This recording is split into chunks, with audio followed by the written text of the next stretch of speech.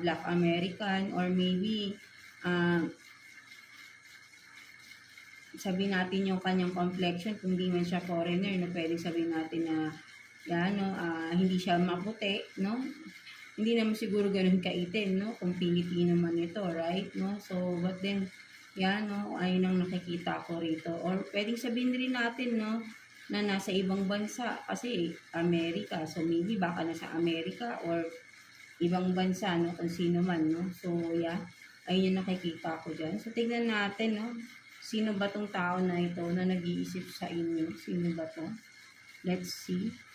Kuha tayo ng 2 cards here for you, Libra. Sino ba yung nag-iisip sa inyo?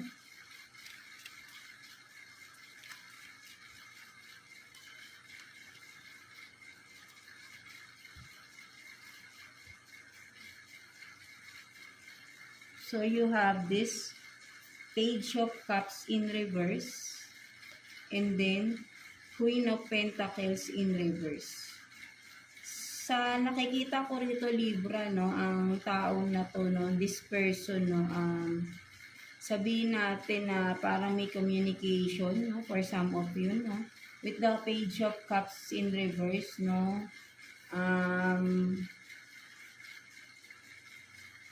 and Queen of Pentacles in reverse, no, and this person, no, nakikita ko rito, Libra, no, parang kung may in-offer sa'yo itong person na to, no, ito yung person na parang may in-offer sa'yo, kung ano man, kasi may fish, no, but then naka-reverse, no, parang nakita ko dito, Libra, is parang may in-offer itong tao na to, no, sa iyo, no, maybe, sabihin natin, kasi with the Queen of Pentacles in reverse, no, parang something na may kinalaman sa pera, no. So, kung may in-offer sa'yo itong tao na ito, but then parang ni-reject mo, no? Ni-reject mo yung offer ng tao na to, no? So, ito yung nag-iisip sa inyo, Libra, no?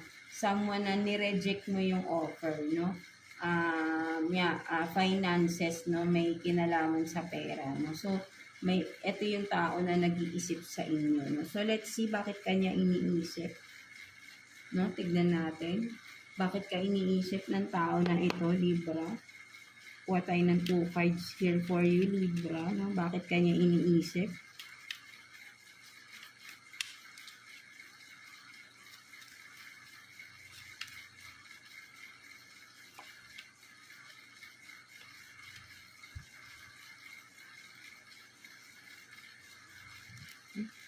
So, you have this, the Fool, and then